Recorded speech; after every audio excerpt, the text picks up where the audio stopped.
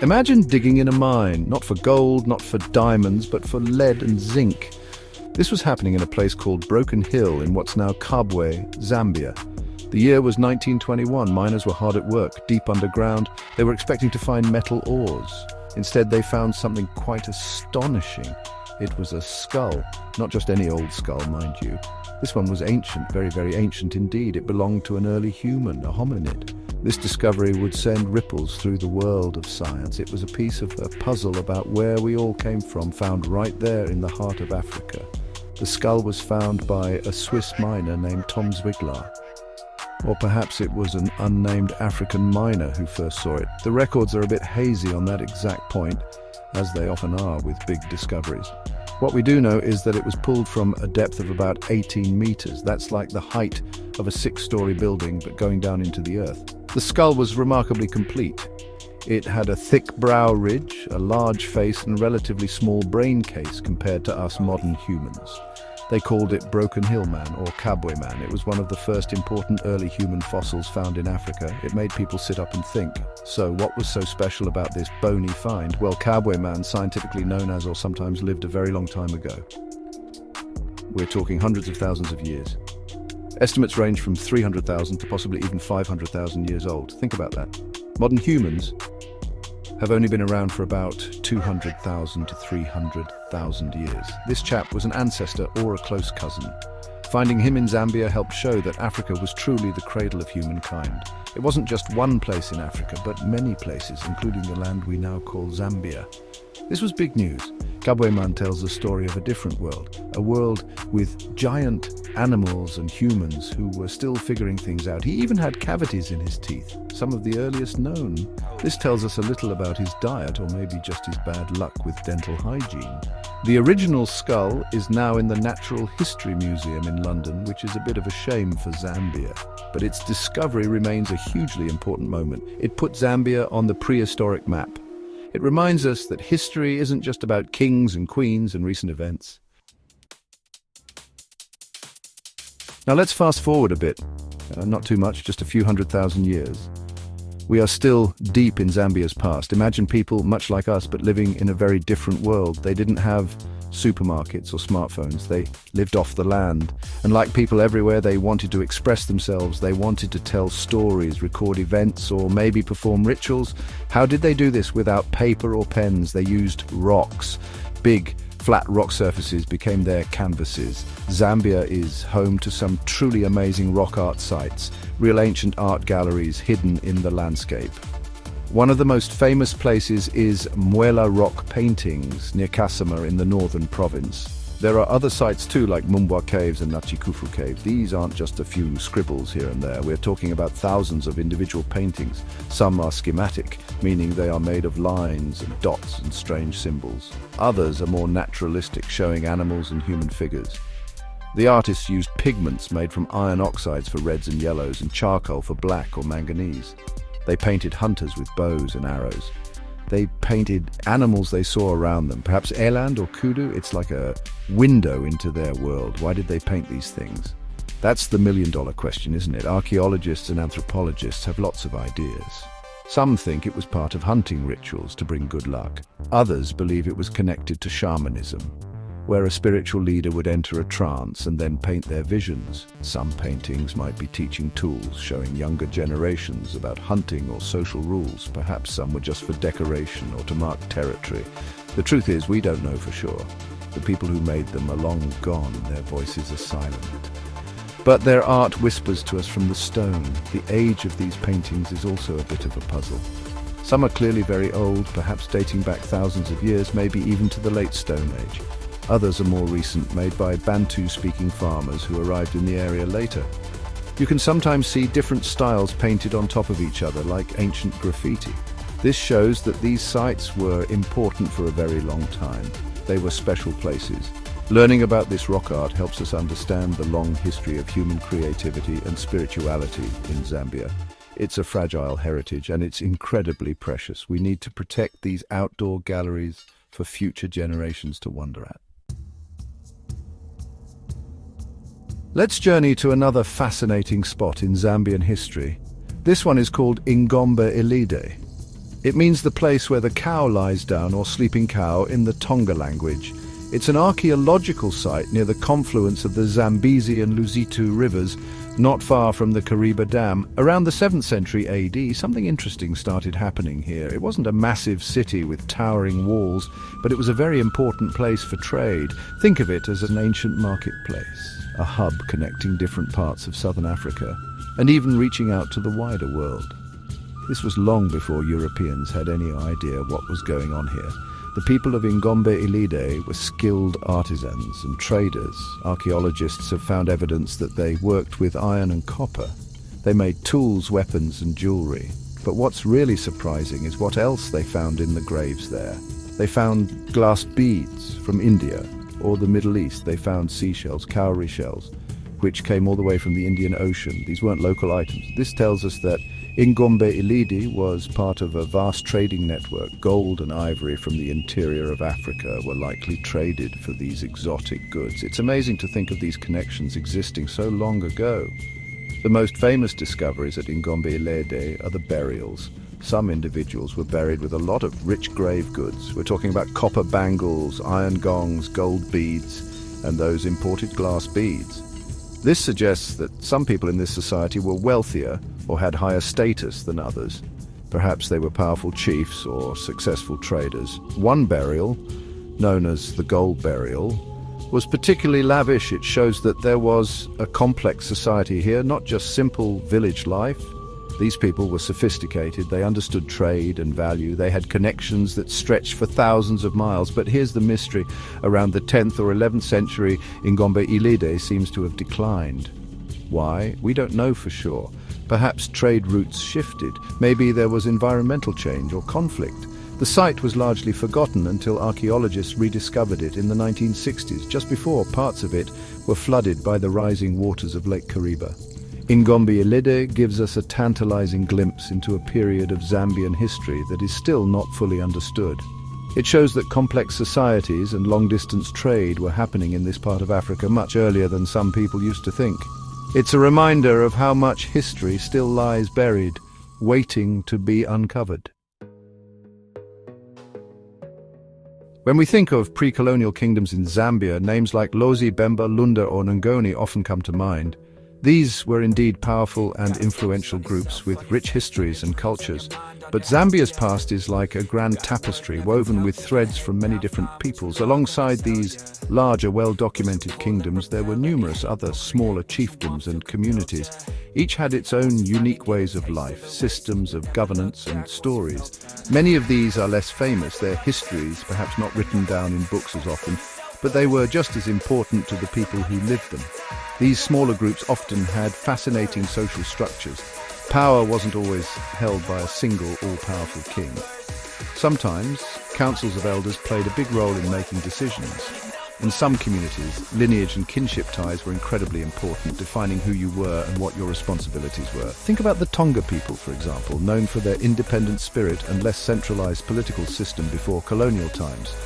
Or the Isla, with their distinctive hairstyles and strong cattle herding traditions. Their histories are recorded in oral traditions, songs and rituals passed down through generations. These are valuable historical sources, just as much as written documents. Understanding these diverse political and social systems is crucial. It shows us that there wasn't just one way of organizing society in pre-colonial Zambia. There was incredible variety. Some groups were matrilineal, meaning that descent and inheritance were traced through the mother's line. This is quite different from many European societies. Others had complex initiation ceremonies, marking the passage from childhood to adulthood. These ceremonies taught young people about their culture, their responsibilities, and their place in the world. These traditions often held deep spiritual meaning and helped to maintain social cohesion. Learning about these forgotten or less emphasized kingdoms and chiefdoms enriches our understanding of Zambia's heritage. It reminds us that history is made by many voices, not just the loudest ones. Archaeologists and historians are constantly working to piece together more information about these groups using oral histories, linguistic studies, and archaeological finds. It's like detective work, slowly uncovering the past. Each discovery adds another piece to the puzzle of Zambia's incredibly diverse and dynamic pre-colonial history. It's a story of resilience, adaptation, and complex human relationships across the land. Section 5, Beyond Livingstone, Early European Steps on Zambian Soil. When many people think of the first Europeans in Zambia, one name usually pops up: David Livingstone, the famous Scottish missionary and explorer. And yes, he was incredibly important. He travelled extensively through the region in the mid-19th century. He was one of the first Europeans to see the magnificent Victoria Falls, or Mosi Watunya, the smoke that thunders. His writings and maps opened up this part of Africa to the outside world, for better or worse. But here's a lesser-known fact. Livingstone wasn't the very first European to set foot in what is now Zambia. Others came before him. Long before Livingstone, Portuguese traders and explorers were active in southern Africa. From their bases in Angola to the west and Mozambique to the east, they ventured inland. They were searching for trade routes, gold, ivory, and slaves. As early as the late 18th century, men like Manuel Caetano Pereira and his son, Goncalo Caetano Pereira, often called Dombo Dombo by locals, were trading in the Zambezi Valley region, which touches modern Zambia. Then there was Dr. Francisco de la Cerda, a Portuguese governor and explorer. In 1798, he led a major expedition trying to cross Africa from east to west. He reached Kazembe's Lunda kingdom in what is now northeastern Zambia, but he died there. These early encounters were often very different from Livingstone's later missionary journeys. The Portuguese were primarily interested in commerce and expanding their influence. They sometimes formed alliances with local chiefs, and sometimes they came into conflict. Their presence was often fleeting or confined to specific areas. They didn't always write detailed accounts that became famous in Europe, like Livingstone did. So their stories are sometimes harder to find, but their journeys were incredibly arduous and dangerous. They faced diseases, difficult terrain, and uncertain receptions from the people they met. Why is it important to remember these earlier European visitors? Well, it gives us a more complete picture of the interactions between Africa and Europe. It shows that these contacts didn't just suddenly begin with the scramble for Africa in the late 19th century. There was a longer, more complex history of engagement. It also helps us understand the motivations of different European powers. The Portuguese had been involved in Africa for centuries before the British became a dominant force in this region. Knowing about these earlier explorers and traders adds another layer to Zambia's rich and multifaceted history of connections with the wider world. Section 6 Lines in the Dust, the making of Northern Rhodesia. Zambia, as a country with its current borders, didn't just magically appear, it was created. And the story of its creation is quite a tale. It involves a very ambitious Englishman named Cecil Rhodes, his British South Africa Company, and a whole lot of lines drawn on maps. These lines often paid little attention to the people already living there, their kingdoms, or their traditional boundaries. In the late 19th and early 20th centuries, European powers were in a race to claim territory in Africa. This period is known as the Scramble for Africa, and the land north of the Zambezi River was very much part of this scramble. Cecil Rhodes had a dream of a British empire stretching from Cape Town in South Africa all the way to Cairo in Egypt. His British South Africa Company was a powerful commercial company, but it also acted like a government. It signed treaties with local chiefs in the area that would become Zambia. Some chiefs understood what they were signing, others perhaps not so much. The language was different, the concepts of land ownership were different. Sometimes these treaties were used to claim vast areas of land and mineral rights for the company. It was a confusing and often unfair process for the African rulers. The territory was initially administered as two separate entities, Northwestern Rhodesia and Northeastern Rhodesia. Think about that. Two different colonial administrations for what is now one country. Then in 1911 they were merged to form Northern Rhodesia. The name itself tells you something. It was Rhodesia, named after Cecil Rhodes, and it was northern to distinguish it from Southern Rhodesia, now Zimbabwe. The capital was first at Kalamo, then moved to Livingstone, and finally in 1935 to Lusaka, because Lusaka was more centrally located and on the railway line. These decisions were made by colonial administrators, often for their own convenience. The imposition of these colonial borders had huge consequences. It cut across existing ethnic groups and trade routes. It brought different peoples who might not have seen themselves as one unit under a single administration. This new entity, Northern Rhodesia, was run primarily for the benefit of the British Empire and the British South Africa Company. The discovery of vast copper deposits in the 1920s in what became known as the Copper Belt then sealed the territory's economic fate for decades. It became a key supplier of copper to the world. But the wealth generated often didn't benefit the majority of the African population in the same way it benefited the colonial power and settlers. This history of how the nation was formed is essential to understanding modern Zambia. Section 7. A Prophetess and Her Church, the Lenshina Story. The years leading up to Zambia's independence in 1964 were a time of great change and upheaval. Political movements were pushing for self-rule, but there were also powerful religious and social movements happening among the African population. One of the most significant and ultimately tragic was the story of Alice Lenshina Mulenga and the Lumpa Church. Alice was a young woman from a village called Kasomo in the Chinsali district of northern Rhodesia. In 1953, she claimed to have died, met Jesus Christ, and been given a divine mission. Her mission was to fight witchcraft and sorcery and to preach a new Christian message. Lenshina, which means queen, attracted a huge following. Tens of thousands, perhaps even hundreds of thousands of people joined her Lumpa Church. The name Lumpa meant better than all others in the Bemba language. Her teachings emphasized a strict moral code. She condemned adultery, theft, and witchcraft.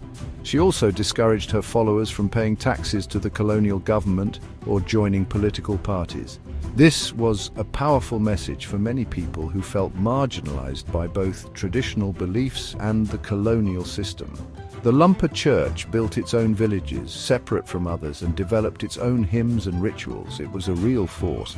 However, the Lumpa Church's rapid growth and its stance of non-cooperation with secular authorities brought it into conflict. It clashed with traditional chiefs, established Christian missions, and increasingly with the emerging nationalist political parties that were campaigning for independence. These parties, like Kenneth Kaunda's United National Independence Party, wanted everyone united in the struggle against colonial rule. The Lumpa Church's desire to remain separate was seen as a threat to this unity. Tensions grew, and there were violent clashes between Lumpa followers and UNIP supporters. It was a very difficult and complex situation. The conflict came to a head in 1964, just months before Zambia was due to gain independence. The government of Northern Rhodesia, soon to become the government of Zambia, decided to ban the Lumpa Church and suppress the movement. There were armed confrontations and, tragically, hundreds of people, mostly Lumpa followers, were killed. Alice Lenshina herself surrendered and was detained for many years. The Lumpa Church was effectively crushed. The Lenshina story is a painful chapter in Zambia's history. It highlights the complexities of religious belief, political change, and the challenges of nation building. It's a reminder of how easily misunderstandings and fear can lead to terrible violence. Section 8. Sanctuary Zambia's Quiet Hand in Freedom's Dawn. After Zambia gained its independence on October 24, 1964, it found itself in a tough neighborhood. Many of its neighbors were still under colonial rule or white minority governments. Think of southern Rhodesia, now Zimbabwe, South Africa with its apartheid system, Mozambique and Angola under Portuguese rule, and Southwest Africa, now Namibia, controlled by South Africa. Zambia, under its first president, Kenneth Kaunda, made a brave and principled decision. It decided to support the liberation movements that were fighting for freedom in these neighboring countries. This was a risky and costly choice, but Zambia stood firm. Lusaka, the capital of Zambia, became a vital hub for many of these liberation movements. The African National Congress of South Africa had its headquarters in exile there for many years. Leaders like Oliver Tambo lived and worked in Lusaka. Other groups, such as Zimbabwe African People's Union, Frelimo from Mozambique, MPLA from Angola, and SWAPO from Namibia, also found refuge and support in Zambia. Zambia provided them with office space, housing, training facilities, and diplomatic support. It allowed them to broadcast radio programs to their people back home. It was a true frontline state in the struggle for African liberation. This support came at a significant price for Zambia. The minority regimes in neighboring countries were not happy. They often launched military raids and bombing attacks into Zambia, targeting refugee camps and liberation movement bases. Zambia's economy also suffered. It faced border closures, disruptions to its trade routes, which often passed through hostile territory, and the financial burden of hosting so many refugees and supporting these movements. Zambian citizens themselves sometimes paid the ultimate price, losing their lives in these cross-border attacks. It took a lot of courage and sacrifice for Zambia to maintain this stance. Why is this part of Zambia's history so important, yet sometimes overlooked? It shows Zambia's deep commitment to African unity and freedom. It demonstrates a willingness to make sacrifices for a greater cause. President Kaunda often spoke about his philosophy of humanism, which emphasized the value and dignity of every human being. Supporting liberation struggles was a practical application of this philosophy. While the headlines often focused on the conflicts themselves, Zambia's role as a sanctuary, a provider of support, and a diplomatic advocate was crucial. It helped to change the map of southern Africa and bring an end to colonialism and apartheid in the region. It's a legacy to be proud of. In Section 9, Why Old Tales Still Matter, Finding Ourselves in History. So, we've journeyed through some of Zambia's lesser-known historical corners. We've met ancient humans like Kabweman. We've peeked at mysterious rock art and bustling old trade towns. We've touched on forgotten kingdoms, early European visitors, the lines drawn to create a nation, and the struggles for spiritual and political freedom. It's quite a collection of stories, isn't it? And this is just scratching the surface. Zambia's history is incredibly deep, rich, and full of surprises. But you might ask, why does any of this old stuff matter today, in 2025? Well, it matters a great deal. History is not just a list of dates and dead kings, it's the story of us. It's about where we came from, how our societies were shaped, and why things are the way they are today. Understanding the past helps us understand the present. The borders of Zambia, for example, were drawn by colonial powers. Knowing this helps explain some of the regional dynamics and identities within the country. The legacy of copper mining, both its benefits and its challenges, is rooted in decisions made decades ago. The struggles for independence and the support for liberation movements have shaped Zambia's national identity and its place in the world. Learning about history can also spark curiosity and critical thinking. When we uncover these hidden stories, we learn to ask questions. Who wrote this account? Whose voice is missing? What were the different perspectives? It teaches us that there's often more to the story than what we first hear. It helps us to challenge assumptions and to appreciate the complexity of human experience. And let's be honest, history can be incredibly fascinating. It's full of amazing characters, dramatic events, and mysteries waiting to be solved. It's like the world's biggest detective story, and we all have a part in it. Ultimately, knowing our history and all its diversity and sometimes its difficulty helps us build a better future. It can foster a sense of shared identity and pride.